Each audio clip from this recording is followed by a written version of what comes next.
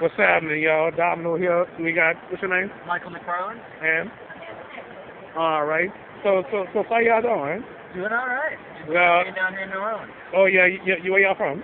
We're from Cleveland, Ohio. Cleveland, Ohio. Yep. Drew Carrick's hometown. Yes, indeed.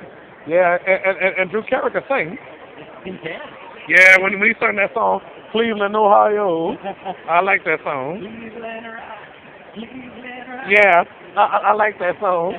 and y'all know Drew Carrick went to jail, huh? Yeah, he did for a little while. Yeah. Not in real life, though. Yeah. On the TV show. Yep. Yes, indeed. So I must say I'm glad y'all came. Well, we're glad we're here. All right. So you know you look like somebody that's been on my show before, but you haven't. It's some girl named Rochelle. She's from New Iberia.